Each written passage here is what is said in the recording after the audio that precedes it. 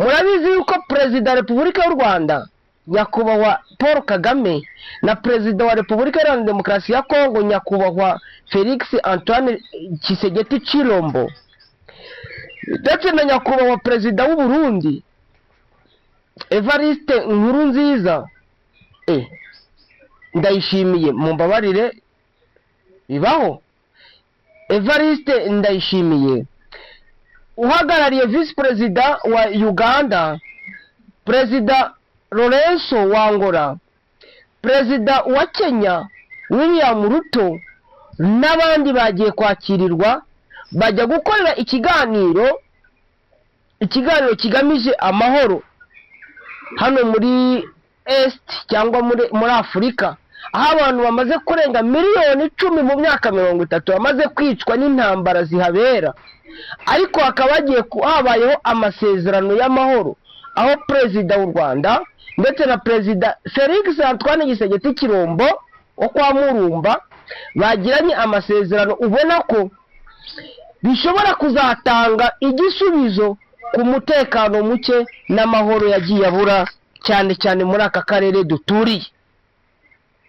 Ntabwo byakuyeho ko kuba abarundi benshi bapfuye, abasirikari b'u Burundi benshi, hari abavuga ngo ni mu kiyaya, hari abavuga ngo ni mu kibaya, hari abavuga ngo ni muri Plene, hari n'abavuga ngo ni Plene ya Ruzizi cyangwa abavuga ngo Rusizi, ariko ikintu kirimo kinigaragaza cyateje umunuko, cyateje akajagari n'abarundi bapfiriye hariya, abo bita ngo n'abadede, abo bita ngo ni imbonerakure, abo bita ngo ni FDLB bahaguye ndetse n'imbunda zabo ziratwikwa. Ndaje kugira ngo mbahe amakuru, niba ngombwa ndajya no kuri front ku mirongo y'urugamba, njye kuri front line kurikirana ndigabwira ati bimeze gutya apana kubikatisha amakolosi, no apana kubikatisha amakolosi. Ahangaha rero amakuru ufite nka Cleva Bemba nuko abasirikare bagera muri 70 b'igisirikare cy'u Burundi bafashwe ngo barabahobera, bafashwe bugwate, bafashwe mateko, bafatwa n'intare za Sarambwe n'amadubu. Icyo ni igikorwa cyo kwishimira abantu banjye. Batangiye batera ibikompora, babitera bari hakurya mu Burundi, bari kubitera kuri mama 23 bica abaturage. Intare za Sarambwe ziravuga ziti turaza kubereka uko biri buze kugenda. Babafashe abasirikare b'u Burundi barenga 100 bamaze kugwa muri iriya mirwano. Nubwo hari abagiye bajyanwa, reka mbaye amakuru afatika, hari indege rekobuteri ziri gutunda inkomere, ziri gutunda imirambo y'abakomeye. Amakuru ufite ndaza kuyabumbisha. No muntu rero hejuru y'umutekano we ntabwo nza kubikora, ari mu Burundi, ni inshuti ya Cleva Bemba, ni inshuti y'Intare Official.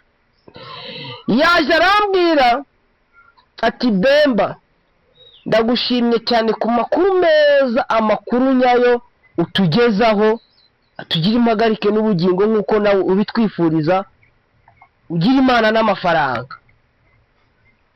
Arangije arambwira ati twebwe u Burundi turi mu kiriyo gikomeye kugeza amagingo ayangaya, indege ziri kwikorera, indege ziri gutunda imirambo n'inkomere, rekobuteri ibageza ku kibuga cy'indege cya Bujumbura, ubundi bahita babajyana mu bitaro bigiye bitandukanye, ndetse na babandi bapfuye babashyira nari ngo ni muri sac de mort, babashyira muri sac de mort, ngo ariko ntabwo tuzi izo sac de mort bari kuzijyana he.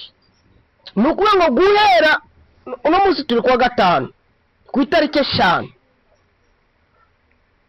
yes turi kwa gatanu ku itariki 5, guhera ku itariki 3 indege zavaga i Bujumbura zikaza ari mu kiyaya cyangwa mu kibaya muri Plene de Ruzizi, ziri gutwara mayiti, ziri gutwara inkomere z'abarundi.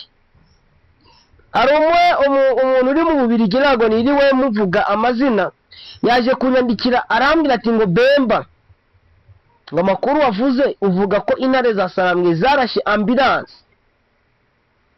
ati wari uzi ko ibyo bihanwa n'amategeko mpuzamahanga?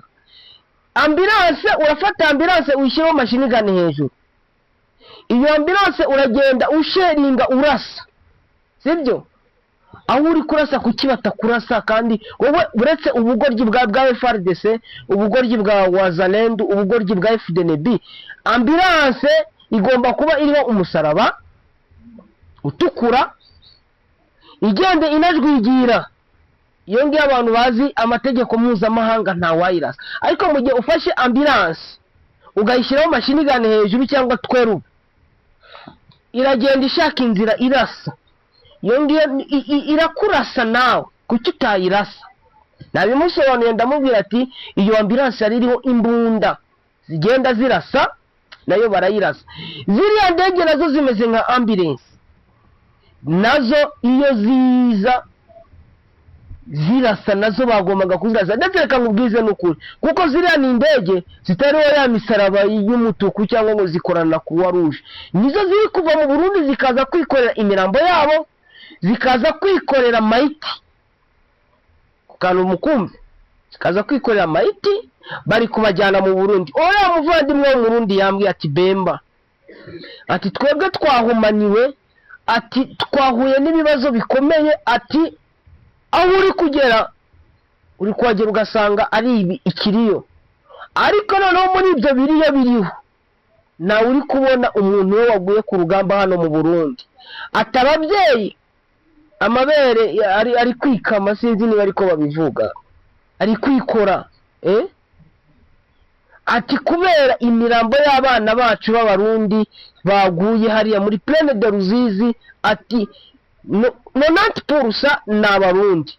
Ariko koko wenda ndi kuvugana n'abantu bari hariya ndetse n'abari kuri front, ngena n'ubwo nababwiye ati mumbabarire no muri groupe y'Intare official nimwongere gushyiramo iriya mirambo y'Abarundi, kuko abantu benshi bari kwireba imitima igakuka. Baramurasa ugasanga kino cyavuyeho, baramurasa ugasanga inda yatobotse, baramurasa ugasanga akajya gupfa amaje kwikuramo n'imyenda niba ari ubusharire bwa Dashwan. Dashwan ngo iragukubita igasharira ugatangira kwikuramo imyenda. Bakunzi b'Intare official, icyo nababwira kimwe nuko Uburundi buri kubatikiriza abana b'Abarundi bari gupfa. Abaturage bo mu Burundi, c'est vrai, je vous dis la vérité, kano kanya imvura iri kugwa i Bujumbura. Hari abantu bandi kuvugana nabo aka kanya bari kumwe ati Bemba imvura iri kugwa, ariko inkuba ziri gukubita nitumenye gutandukanya inkuba. Kano kanya turi kuvugana i Bujumbura imvura iri kugwa, gutandukanya inkuba ni bombe biragoye kuko riri guturika, rimeze nabi. Isasu ni isasu, moto kuri njanja, sibyo? Kuvuga ngo abaturage bagiye kwambuka hariya za Kavimvira, bambuka bari kwinjira Uvira, bafite ubwoba. Muri Uvira n'abantu basigayemo. Reka wenda hari amakuru agiye asirikira bavuga ko FARDC na Wazalendo na FDNB bagize kurepusa intare za Sarambwe babakura mu gace bari barimo hariya muri Plaine. Ayo makuru mabwiye ko ari amakuru atarayukuri, sibyo? Ntabwo ari amakuru y'ukuri, ni amakuru yo kwihara. Reka mabwize y'ukuri, muzi le plus stratégique M23 yakoze no mu bice yazikozemo, reka mbibabwire. Hariho na plus stratégique M23 yakoreye Kanyabayonga, ubwa mbere, ubwa kabiri, ubwa gatatu, ikinjira muri centre ya Kanyabayonga ikongera ikavamo, biturukanye no gucunga umutekano w'abaturage bagombaga kuba bapfira hariya ndetse niharamuka bereyemo imirwano. Ariko umunsi yaje kuza iravuga ati nayindire plus stratégique iri bwongere kubaho mutoke, barabakubita babageza za Kaina, bageza Kirumba Kaina, barabakomezanya babageza za Limbongo, babakomezanya bari kuberekeza babageza na za Kipesi. Iyo yari le plus stratégique ariko mama 23 yakoze mu buryo bukomeye. Muri bukandira plus stratégique baba 23 yakoze hariya muri centre ya Masisi zone y'amasaha atandatu. Wazalendo, FRDC, FDLR, baraza mayimayi zira zo kwa Janvier Karayiri, baraza bari proclama bati twagarutse muri Masisi. Bamazemo amasaha yo ngayo 6. Muri ayo masaha 6 intare za Saramwe zarageze zirabakubita, zibarenza Nyabyombo, zibarenza Kayanja, Kasheberi, Kibati, Mingazi, Kibuwa, barakomeza zari Mangi paka barageze Warikare centre, barayifata Warikare zone, banegera ku kibuga cy'indege cya Kigoma.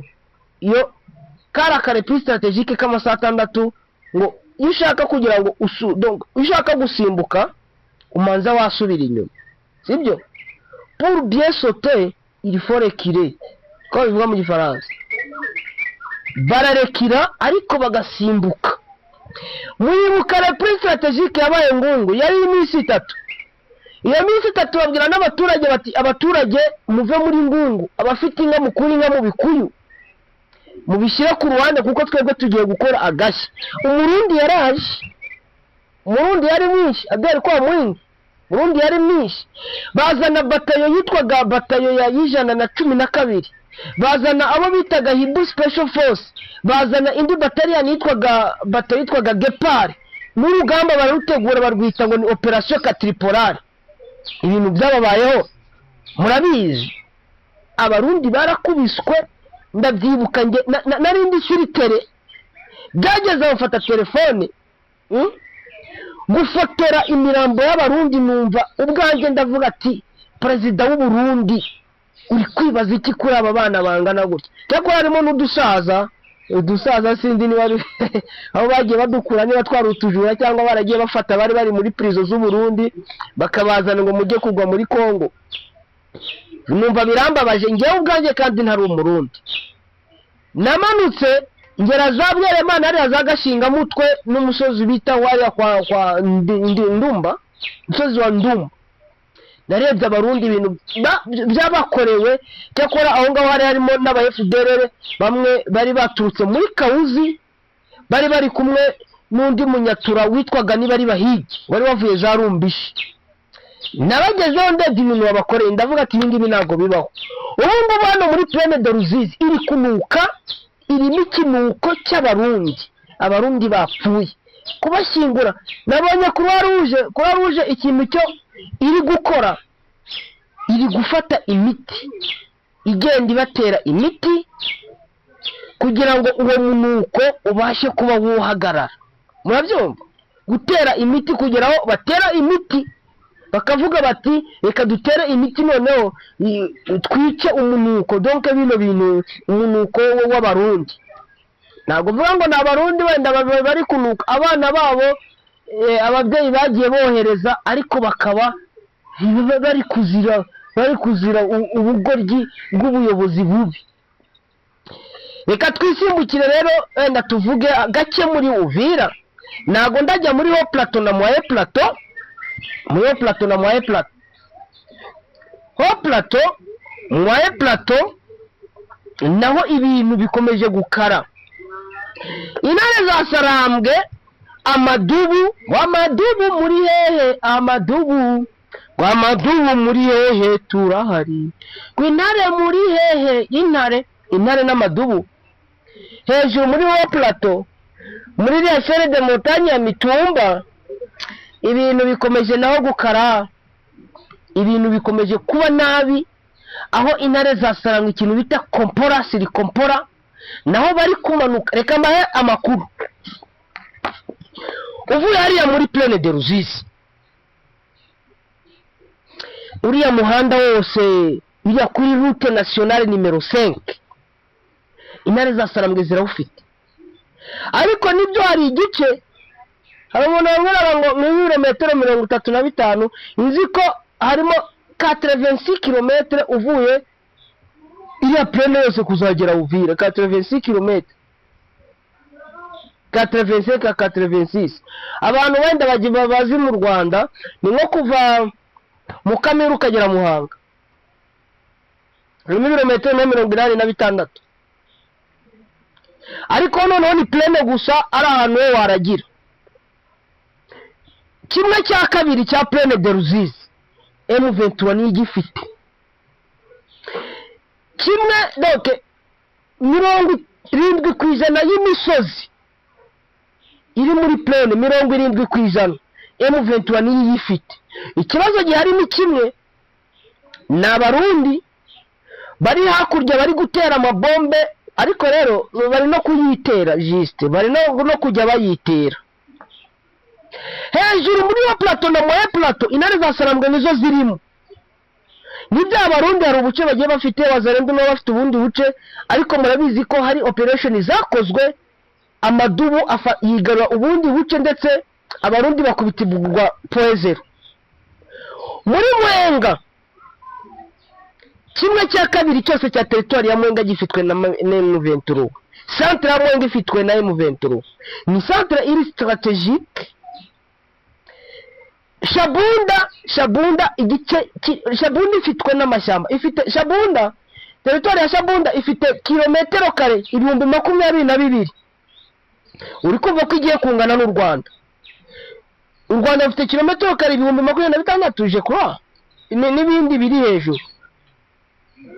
Mu gihe uri kumva ibirometero 22 warikari na 22, ariko ntihatuwe. Ariko n'ahantu hari akantu bita kazahabu kaoro rwose. Mushaka rero mwatangira witegura mukajya gupagasa abantu bashaka kujya gupagasa, babandi bagiye bajya muri Amerika, bagiye bajya muri Canada, muri za Swede, za Norvege no mu bindi bihugu, mukaza kwifatira kuri nomari, ubundi mukazajya mujya niwanyu. Kongo ni yanyu, abaturage b'Umurenge ni yanyu, Abanyamasisi ni yanyu, Abanyaruciro ni yanyu. Muze mu exploit nk'abakongomani, mureke abarundi, mureke bari abanyakolombiya n'abanyamerika. Abanyamerika ntacyo, Abanyamerika se bazatuma Abashinwa. Muze mu exploit, ahubwo bariya muzabagurishe nk'abakongomani. Ni igihugu cyacu, siyo? Ukumva ko umubare na 30% wa territoire ya Shabunda nubwo ari amashyamba, intare za Sarambwe ziwurimo, ndetse zavansa ku buryo Kamituga. Abantu bazi Kamituga ishobora kubatomba mu kanya gake. Kamituga nabonye abarundi n'Abazalendo bari gufata aba FARDC, bari guhunga urugamba, babatera ikamba, babakubita babwira ati mwamihirimbi rimwe, mwamihigiti imwe, muri kujya hehe musiga izo mbundu cyangwa ubundi bakabatera ikamba, bakabatera n'inkoni. Ibintu mwagiye mubona hariya za Kamituga. Reka twigire rero kuri ibi ngibi wenda bya ino nkuru ya Doha, ya Washington. No nkuru ya Washington bimeze gute? Ari amasezerano se ari buze kugira icyo ari butange? Birashoboka ko ashobora kugira icyo atanga, ibyo byose birashoboka. Inkuru ndende yo bita ngo ni Security Counseling Service. Perezida Kizirani Trump yashimye cyane Perezida w'u Rwanda Paul Kagame na Perezida wa Congo Tshisekedi kubera ubushake n'ubudasa berekanye mu kugera ku masezerano atarabashijwe kugerwaho mu bihe byagiye bitandukanye. Ahangaha wenda mwabonye ko Perezida w'u Rwanda nabivuzeho ntangira, Perezida wa Congo, Perezida w'u Burundi n'abandi bagiye batandukanye, harimo Vice Perezida wa Uganda William Ruto, Lorenzo, bari babashyigikiye, baraza bana bakiriye muri hari inzu bize ngo ni peace, ngo niba ari Trump peace, niba ari ki gutyo, baraza barabakira, banagana umwe bagirana amasezerano. Ariya masezerano hari icyo ari buze gufasha 23. None se mu masezerano bagiranye 23 irimo ikibazo cya FDLR ifashwa na leta ya Kongo bakica abanyarwanda. Ni ikibazo muribuka Perezida Felix Antoine Tshisekedi yavuze ati ngo azarasa Kigali ari Goma. iryo jambo yavuze ni ijambo ryo gushotora. Arongera avuga ko agiye kuzafasha lejene, abasore b'abanyarwanda kugira ngo bakureho ingoma y'igitugu iri mu Rwanda. Ibyo ntibyavuzwe nande na Tshisekedi Tshilombo, bigaragaza ko ashaka kugira ngo afashe interahamwe, afashe n'indi mitwe kuba bahungabanya umutekano w'u Rwanda. Vuga ngo mwendera escaramushe, ngo ensel cartouche. Cyo ni ibigambo yagiye avuga. Perezida Evariste Ndayishimiye, mwibuka amagambo yagiye kuvugira nayo Kinshasa, ariko ku Rwanda nta munsi n'umwe perezida w'u Rwanda Paul Kagame yigeze atangaza cyangwa avuge ku bijyanye no kuba yashotora cyangwa agatera ikindi gihugu. Ni ibintu bitamubamo.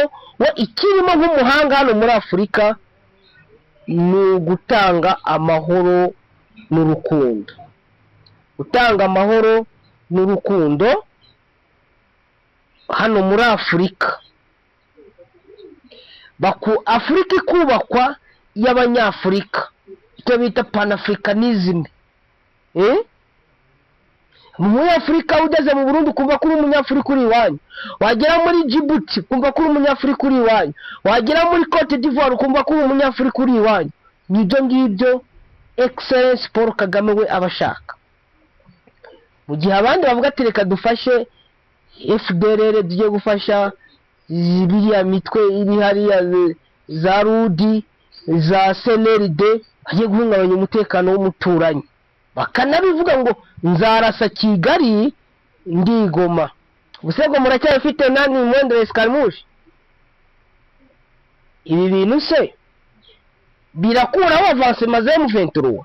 None se niba basinyariye amasezerano, ariya masezerano aragarura uburenganzira abakongomani bakomeza kwicwa muri Uvira, muri Minembwe, leta Kinshasa igafata Sokoyi, igafata drone, ikaza ikagaba ibitero ku baturage, igasenya amazu, bakiba nk'abakikinga, bagatwika amazu, bagatwika abaturage. Ngenge ntabwo nzibagirwa ibintu byambayeho. Lewazalendo, Apollo Abraham, Nyeganyega Inyasi baragenda bategura igitero cyo kuza kwica abaturage Itambi. Ntabwo nzabyibagirwa. Cyakora abanyarwanda n'abahanga, abanyarwanda n'abahanga. Imana natwe abakongomani zaduhe ubuhanga n'ubwenge nk'ubw'abanyarwanda. Impamvu mbivuga, ibintu byabaye mu Rwanda, miliyoni irenga bakicwa muri jenoside yakorewe Abatutsi, ariko hakabaho ibintu byo kubabarira. Ugasanga umuntu aravuga kuri radio ati ngewe nakoze igitero cy'ahantu, ndagenda nica umugore n'umwana, umugabo ndamutema, nari nzi ko yapfuye ariko ntiyapfuye, ndi kumusaba imbabazi, akanazimuha. Ese twebwe tuzabishobora? Ese nekereje uburyo ba Apollo, abitwa bagaba, baje mu muryango wanjye bagafata bagashyira mu nzu, bagatwika hariya Itambi, babahora Bemba, ibyo bintu bizamva? None se buriya Apollo azaza asaba imbabazi? Nishe Kamuzinzi, nica data Aburahamu na mama, nica Karimunda, none ndagiye kwa Ngabire ndatwitse umuryango n'abana n'umugore, nishe nyirakuru wa Bemba. Buriya koko azaza ananse imbabazi ngiye mubabarire? Iyo ni ya ideology na bya bitekerezo byo aba FDLR babashyizemo. FDLR mwaraduhemukiye, nongere mbabwire ngo mwaraduhemukiye. Cyakora ikintu cyo nabasaba, Rumuri, Omega, Sirikove, Nyembo, amakuru ya Nyembo ndayafite. Nyembo yashatse kwica nyina. Yabitera agahinda. Bya abanyarwanda bafite umutima udasanzwe, abanyarwanda n'abantu. Gusa natwe kuko tuvuga ikinyarwanda, Imana idufashe uwo mutima, natwe tuzabashe kubabarira bariya batugiriye nabi.